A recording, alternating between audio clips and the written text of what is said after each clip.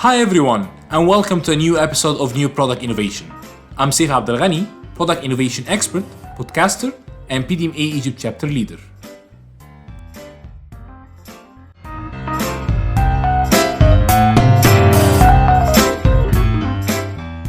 Hello everyone, and welcome to our first episode of New Product Innovation Podcasts. In this podcast, we're going to talk about everything about the product innovation. From the start, from the idea, from the insights, from the market research, then going to developing the product, doing the focus groups, working with the different functions, and then finally developing the product and arriving at the commercial launch. So anything about product innovation, you can find it in this podcast. Now, in the first episode, we're going to go a bit slow and talk about a bit of what are the types of innovations. So there is this very nice book called The Little Black Book of Innovation, where the author is starting to describe the types of innovation based on P&G, one of the biggest FMCG companies in the world, how they made 4 strategic innovation interests. The first one is the commercial innovation. Then we're going to discuss the sustaining innovation, transformation innovation, and then the disruptive innovation. So let's go first with the commercial innovation. The author is saying that commercial innovation, in a way, is that the company finds better ways to market and promote the existing products. So the product itself exists in the market, it's already there, consumers are buying it, but its performance is not doing well. Company needs to improve it in order to make it more successful. Now, how can this be done? Since it's a commercial innovation, there are lots of ways to do it. One of the ways is that finding better ways to promote it and market in the market, finding better ways to do channel management. And the example we have here is from P&G in the mid-2000s, where they had the Swiffer line for quick cleaning products, and they started a commercial campaign in order to show the women in the houses how to break up the traditional cleaning methods, mops, brooms, and so on, and start using Swiffer. The intention was more to show that Swiffer is not just for quick cleans, because that's the perception the consumers had. But it's more about cleaning solution of its own.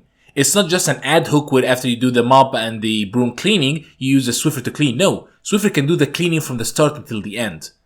And with that kind of advertisement, P&G was able to boost their own sales and enhance their product profitability. And that led to what we call commercial innovation.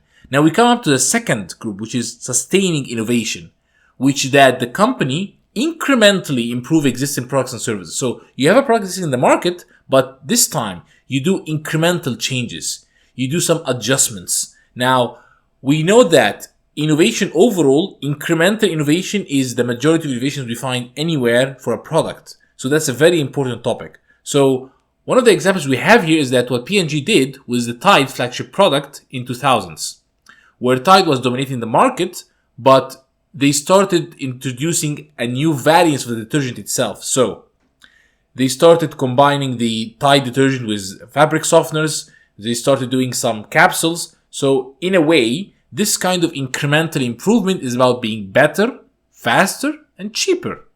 So you take an existing product in the market, you make, for example, a price fighter model out of it. Your product is premium.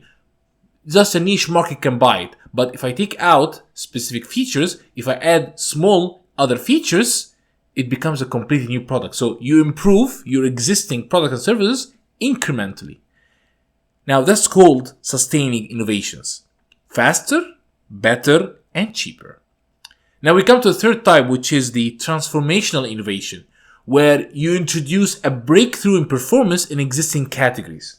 Now, one of the good examples we have here is the razor Gillette King that was sold to P&G for $57 billion in 2005. Gillette was going to introduce their Fusion razor product, the new one. This was the world's first 5-blade razor. It was a substantial enhancement versus what was existing in the market. It was only 2 or 3 razors part. So at that time, what Gillette was doing was introducing an existing substantial lead in this kind of category.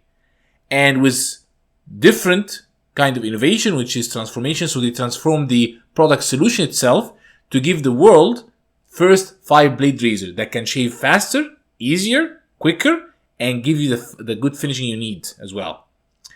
And with that, Fusion became the first one of the fastest brands in P&G's history to reach $1 billion of sales. That's transformation innovation. Now, the last and the most rare part is disruptive innovation. This is where you create a new category. So, the last example we have is what P&G did in their household care division. They launched 2 new brands, Swiffer and Febreze. Now, Swiffer was a new transformation innovation in the cleaning part, where people usually use mops and brooms and other stuff, but Swiffer came with a good solution that transformed how people look at cleaning. So, with their kind of product, they were able to make cleaning quick and easy. That's called disruptive. What Febreze did was allow consumers to remove odors in hard-to-clean fabrics, carpets, couches, and they created additionally on top of that a new way to deodorize and refresh the air in the rooms. So this is what we call disruptive innovation, introducing or creating a new category of its own. Hi everyone! If you like the episode and would like to follow up on the next episodes, please subscribe on Apple Podcast, Google Podcast, or Spotify, or in any other application you're following up the podcast on. And if you like the episode, please share it. This was Saif Abdel Ghani, Product Innovation Expert, Podcaster, and PDMA Egypt Chapter Leader.